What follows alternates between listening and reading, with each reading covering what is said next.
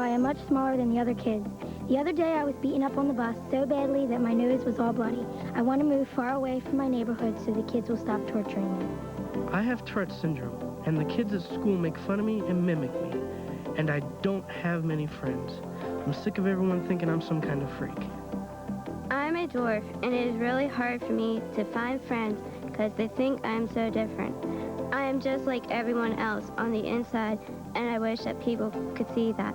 Imagine if you look very different from everyone else at school, and instead of being tolerant, the kids and some of the adults made fun of you wherever you went. Well, that's what's happening with our very special guests here today. This is Jessica. Jessica is 12 years old. She's with her mother, Kelly, and she has a rare disease that stunts her growth. She is 4 feet 4, is that right? Right. And the doctors don't know if she's going to grow beyond that. Now, the average height for a girl that age is between 4'7" and 5'4". And Jessica says every day she goes to school, she's afraid of what someone may say or do to hurt her. And Jessica, Mom, is particularly bright, isn't she? Very bright. Very bright. So, God giveth and God taketh away. You know, he may give it a bigger brain to the shorter person. Who knows? I like to think that because I'm 5'1", you see? So there we have it.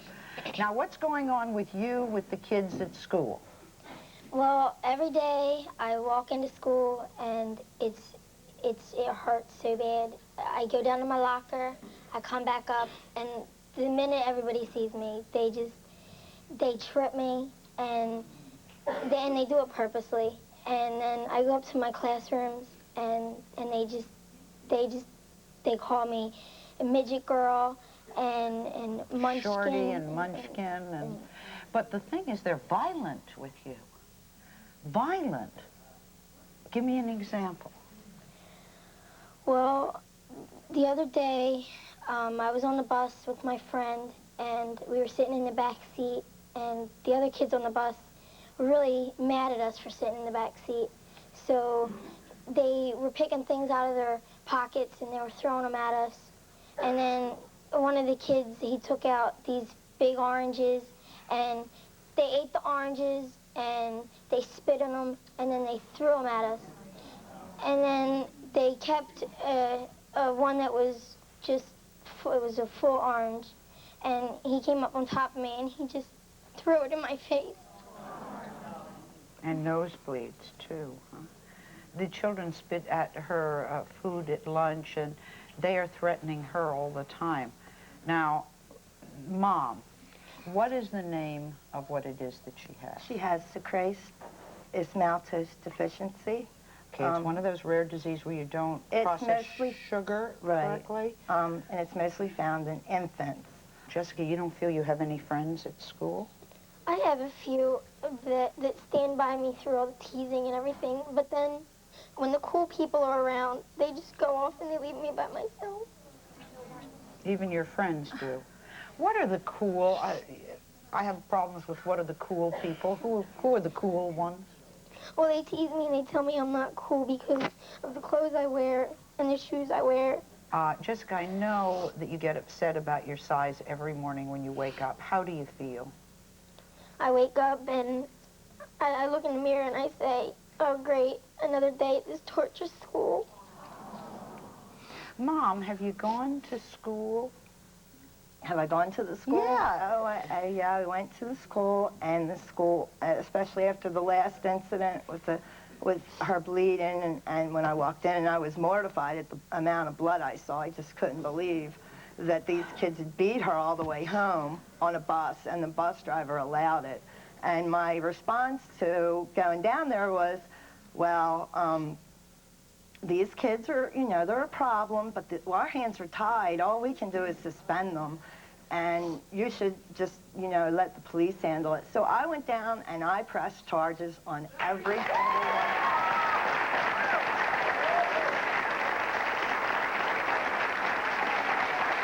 Now, Jessica, that was the right thing for Mother to do, but it probably made you more unpopular in the long run than it had. Jessica's even tried to get her parents to move. She herself has called the realtors to try to sell her house. You know, I was thinking what would happen to one of my kids called up to try to sell the family home. I'd be a bit surprised.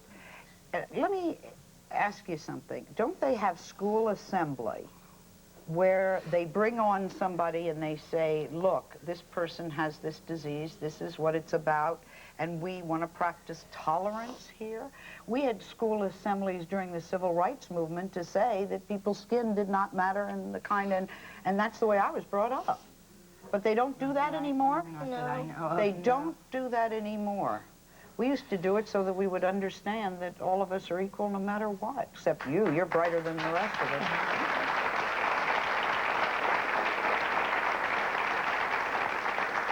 So what are you going to do with your life, young lady? Just deal with it. And just block it all out and just keep my mind on my work. And are you, since you're good in school, what are you going to be when you grow up? A brain surgeon.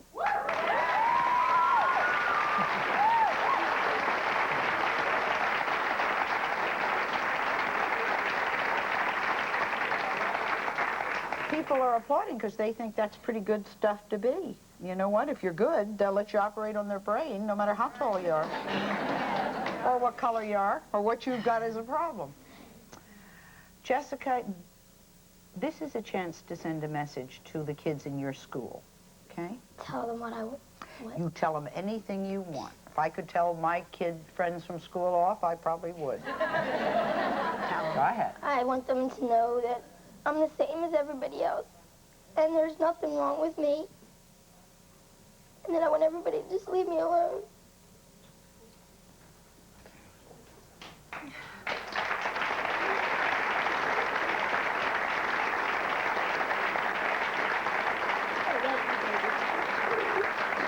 By the way, you're a very lucky girl because you got a heck of a mother. Mickey? This is Mickey and his mother, Janice. Mickey, do you relate to Mikey? Sorry, do you relate to her at all? Sometimes. To what she was saying? Mm-hmm. Okay. 2 years ago, Mikey noticed that large clumps of his hair was falling out. Within a few days, he was bald, and he has a disease called alopecia. And I thought there were a lot of people who knew about this disease, but apparently there are not. This is where you lose the hair from your body, and you can lose your eyebrows and your eyelashes. And Mikey says the kids at school were so cruel to him about being bald that he's now taking classes at home. And I think maybe we ought to discuss that. What was it like for you to lose your hair so suddenly? Frightening. It was? Yes. There's no cure. There's nothing you can do. We've done steroid injections. Until they find out what it is. So they know more about it and it's one can of those control diseases that we need research on. I know that the kids at school had a difficult time with you being bald. Yeah, they did. Why it's their business, I have no idea. But how did they react? They beat me up a lot. In other words, let's find the bald guy in class and beat him up. Yeah. Would not play basketball with you? They wouldn't pass me the ball. And even kicked him in the groin, right? Yeah. What was the reason behind that? Just because they're ignorant. Gotcha.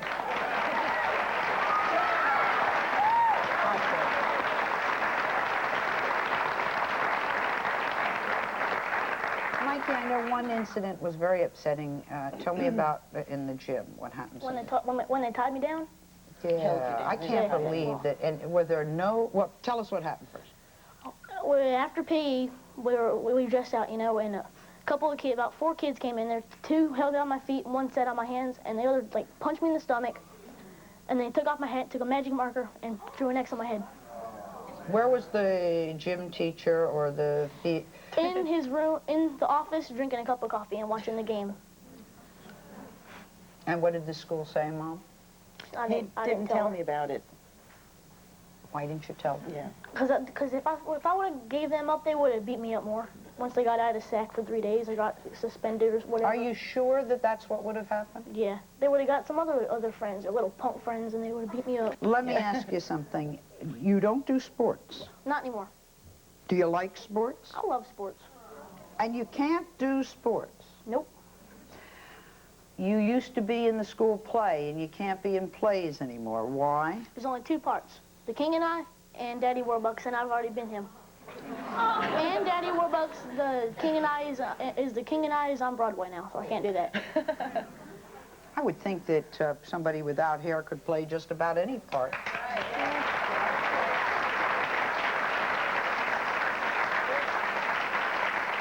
He's pulled out of all the social functions, the sports, the acting, and at this point, the past few months, he doesn't want to do any of that. He's just content to play with one or two boys in the neighborhood that he's comfortable with and stay at home. I'm hoping I can get him to join into something, because he's a great kid. I mean, Can he join Boy Scouts or any one of those organizations? I'm not interested in that. Why? I don't want to learn how to build a fire with the stick.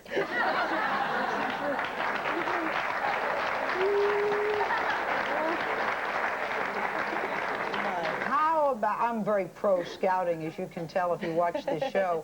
What about other things you learned in scouting, like riding a unicycle? Like, what about juggling? What about building huts and things? What about riding the rapids? All of those things we do in scouting. Yeah. Well, I just don't like that. Okay. Okay, we'll let you go. I know one positive thing came out of your getting alopecia. What is it? My mom and dad are getting back together.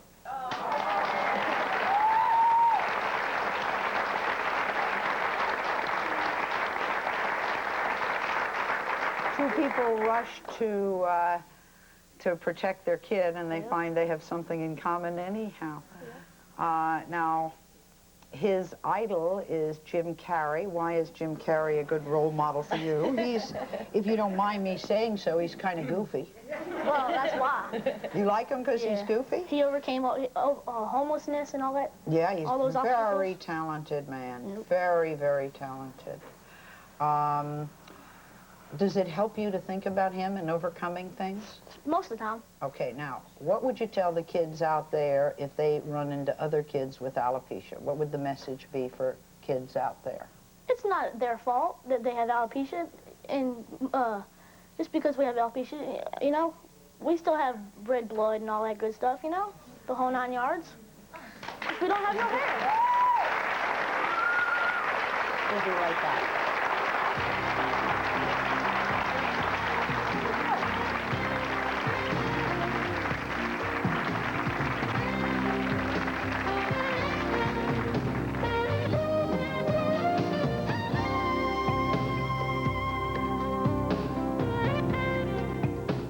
People are saying to him, constantly look over your shoulder, because we're going to get you.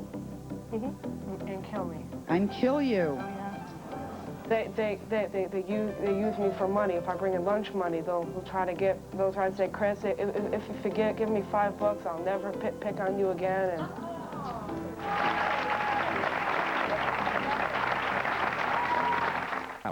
And tell us about it. I was just looking over at our next guest. This is 13-year-old Chris, and with him is his mom, Marge.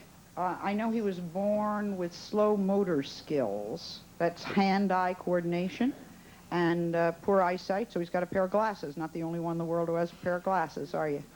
How do you feel inside you? Like you wish you didn't have glasses? So do I, but how do you feel?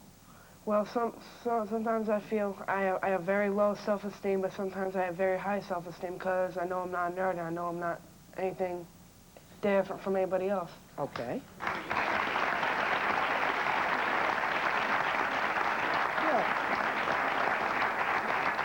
How do you like going to school? It's okay. Right now I'm going to a Christian school. Is that better than the regular school? Yes, in a lot of sense, yes, because I don't have to look over my shoulder all the time to see if anybody's going to jump me or anything like that. Were they jumping you? Yes, and I've been getting beat up throughout all my years of school. You've always gotten beaten up. Why? Because they say because I wear glasses, because sometimes because of my delayed motor skills, like if we're playing volleyball, I miss a ball, they laugh at me and. How do you feel when the kids were bad to you? What did you feel? Embarrassed when I got beat up because they the kid who's beating me up is the one winning, and here I am on the hallway floor getting beat up, and it's embarrassing in front of all the kids. It's embarrassing and very, very, it's hard as a family to go through that. We've had to go up to the school. I've had to pick him up from school. We've fought with the principals. They look at you like you have 12 heads because you're trying to protect your child. And they don't understand? Nothing, nothing. He was beat up a few months ago really bad. They had kids strangled him around the throat, picked him up, threw him across the room, and hit his back into a big science lab desk. By the time they got there, I mean, he was all bruised up all over his back, his throat, and everything. And the teacher was an old teacher. She could do nothing to break it up, nothing to help him. And then they threatened him to constantly look over your shoulder, Chris, because it's not over. And he does, even outside of school. So the school, No, they've done nothing. people are saying to him constantly, look over your shoulder, because we're going to get you. Mm-hmm. And kill me. And kill you. Oh, yeah. Has anyone ever told you you look like Bill Gates? No. No, what they do say is, because I wear like thick lens glasses, So so does what they do say I look like a frog, and they go, froggy, froggy, ribbit, ribbit, ribbit, and... Do you know who Bill Gates is? No. He's a man who invented something called Microsoft, and he's probably the richest man, if not in the world, in the United States right now. Looks very much like you. I don't think anybody goes up and calls him Froggy. Who do you play with? My little 5-year-old sister and my 8-year-old brother. Would you like to have other friends? Yeah. He tries. He goes to the dances and everything. What happens no when you matter go to a what. school dance? I usually think a lot of girls are pretty, which is normal for a teenager, but I get scared to ask them because rumors spread around the school like that, and even if I do dance with a girl, the kids will go and say, he wants to get in bed with you, he wants to do this, he wants to do that. They've always done that, so when I go to a dance, I'm always just leaning up. I just go there, listen to the music, lean up against the wall. Never ask anybody to dance? There's not one girl in the class who danced with you at all? No, well, a lot of them, you know, like just either or try to be friends with me and then say, you got $1, you got a quarter, blah, blah. They want to get paid to dance with you? No, they use me for money. If I bring in lunch money, they'll try to say, Chris, if you give me $5, I'll never pick on you again. And I just wanted to say that I would be very proud to dance with you anytime.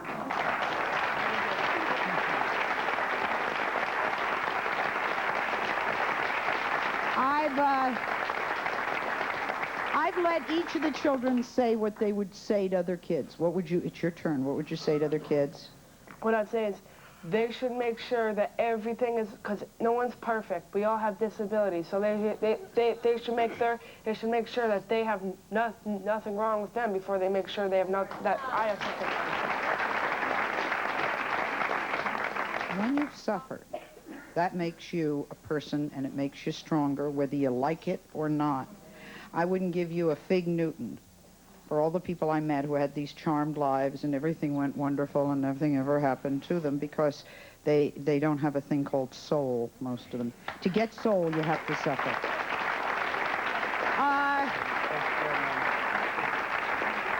This is a brother and sister. This is 15-year-old Jessica and her 18-year-old brother Michael. And they have a condition called albinism, which makes their hair and their skin extremely light. They are not albinos. They have albinism. They say that they constantly get teased at school because of the way they look.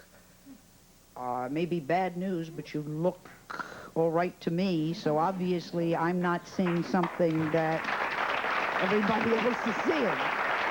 Now, and I mean that, that's not just said by a talk show host, that's said by somebody whose husband's family is all Scandinavian, and they are all look like you. There's a whole country, 3 whole countries of places where people look like you. You're aware of that, right? Okay, you're just in the wrong location geographically. You might want to think about that if things get tough one day. Michael, what happens? What went on at school? Well, we'll go to school, and we'll be walking down the hallway, and there'll be people, they'll come up and they'll pull our hair, and they'll pull our skin, and they'll call us albinos, and they won't let us pass in the hallway sometimes, and Again, I'm going to ask you, no one in the school ever had any kind of a thing where people explain that some people have dark skin and some people have light skin? They don't explain anything. I mean, they use words like what? They call me albino boy. They call me Frosty. Call me Snowman, Blondie. And even the teachers have made fun of you? Yeah. One day in class, we were in class and somebody had said something to me. And I had turned them really bright red and I was embarrassed and I told them to stop. And the whole class started laughing. And even the teacher asked me, "What's wrong with you? Why do you turn red?" And I'm like, I can't help it. The teacher asked you that? Yes. There are a lot of people who blush. Do you have any real friends? I have some, but, I mean, I have a lot of close friends, but I have some friends, but a lot of the times they make fun of me too. Even your friends? Yes. Uh-huh. Jessica, what's going on with you? Well, teachers make fun of me. I not only have the white skin, I got problems with my eyes. And the first day of school, everybody had to put name tags on their desk. And I couldn't see their names. And I told the teacher, and she said, "Well, Jessica can't see your name tag.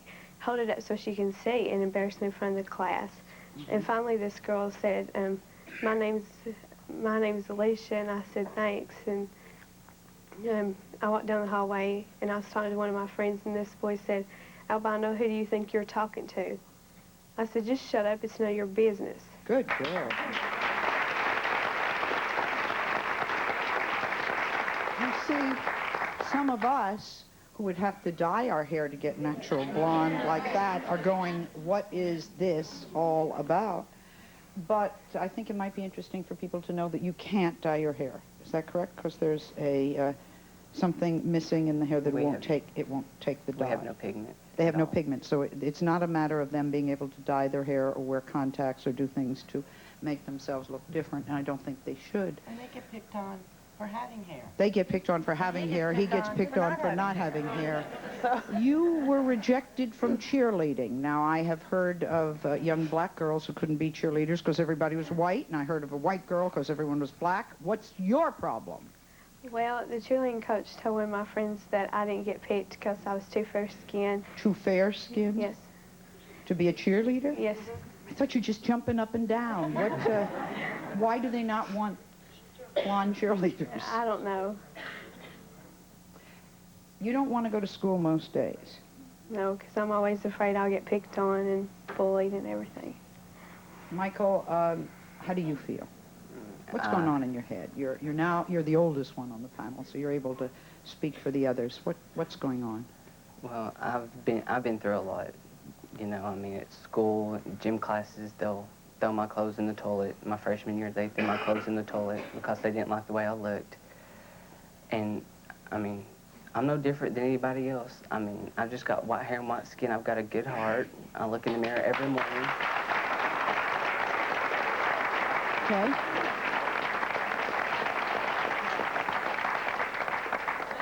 Michael, I know you feel like you want people to see the real you.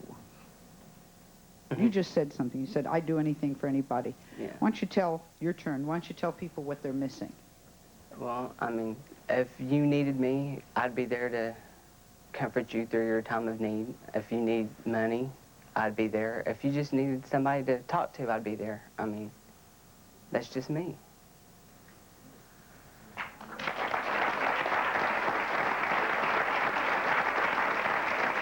Jessica?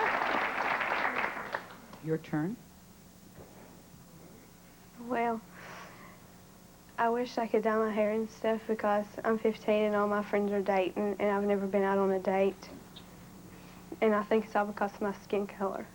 You think it's your skin color that keeps people from wanting to date you?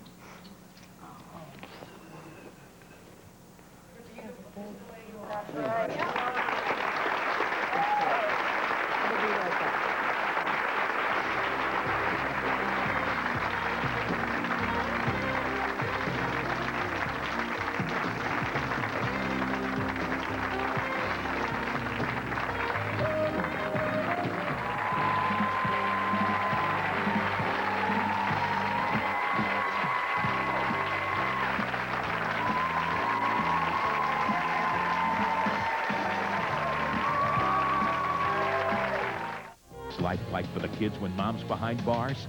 Next Sally. We would like you now to meet Jeremy. He's only 16 years old, and he has a disease called Tourette's syndrome. I have asked how many in the audience know about it. I was surprised, Jeremy, that about 50% knew. This makes him have uncontrollable facial and verbal tics. And he says that the kids at school stare and make fun of him every day. I would think that that would be very, very difficult.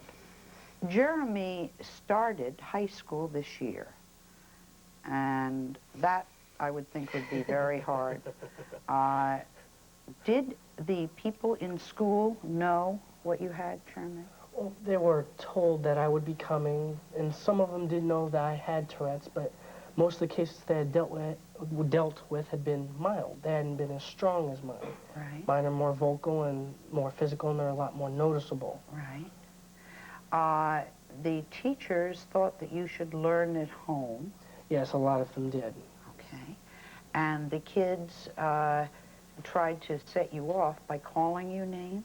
Yes, they would call me names. They would imitate me. Imitating me makes me go off because I see it and then I want to do it. And, of course. And they would point and they would laugh. They personally, I guess they thought I was there for their enjoyment or something. They would laugh a lot. Yeah. You say that people who don't know about Tourette's syndrome think that there's something really wrong with you. What do people think? Well, they think that I'm trying to get attention, or that, the most extreme, some of them think I'm mentally insane and don't belong in a school, but in an institution, and that's come up before. Or sometimes that you're retarded, right? Yes. Can you explain to us Tourette's syndrome for the people out there who don't know much about it? In other words, what do we know? You're going to do an education thing. What do we know at this stage? Well, it's a neurological disorder of the brain, a chemical imbalance. It's you can't catch it by any means. The only way you can get it is if you're born with it. So you don't have to worry about catching it from me because that's not possible. I know that ignorance of your condition was a problem for you at school, and in a very difficult life, sometimes somebody can come along and make a difference. One person can make a difference. Is that true, Jeremy? Yes, it is. I think a lot of people who are watching us now don't think that one person can make a difference. Can you tell me a story about somebody who made a difference? Yes, you see, a while back, I started noticing that people were talking to me and actually saying hello and carrying on conversations, which I thought was kind of strange because it had never really happened too much before. And a teacher pulled me aside and told me that a student named Amy Yarm had done a report on me, informing students of my condition and that it wasn't a laughing matter, and that it wasn't anything I could control, and she basically showed them how wrong they were. How did that affect your life? Well, it changed a lot because I usually have spent most of my life alone. I haven't had too many friends, but I have more friends now than I've ever had in my entire life.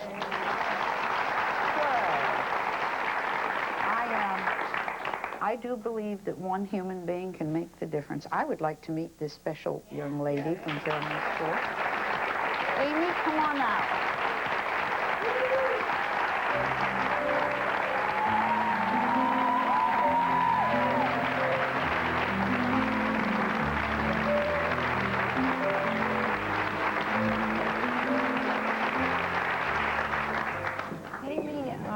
Almost every day we meet people who have problems here, and most people think that it's hopeless. It seems like a lot of people at school were very afraid of Jeremy. What made you different? What made you interested? I love to work with kids that have disabilities, and I work at a... You've always felt that way? I guess I could say I followed in my sister's footsteps. Whenever I see somebody like Amy, I think that she has to have pretty spectacular parents. You see, two girls don't just come along like that. Two girls are brought up like that. And so besides you, they deserve congratulations.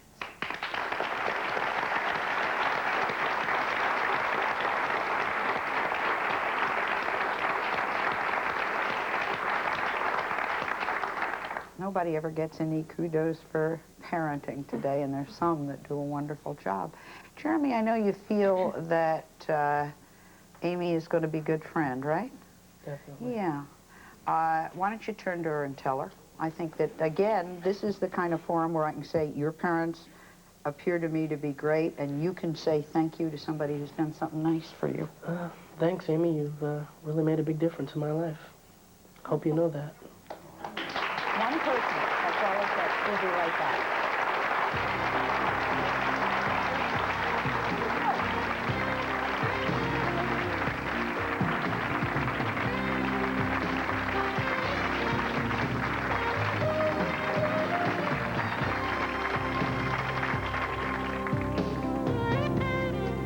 Has been provided by... We keep up on nutritional news.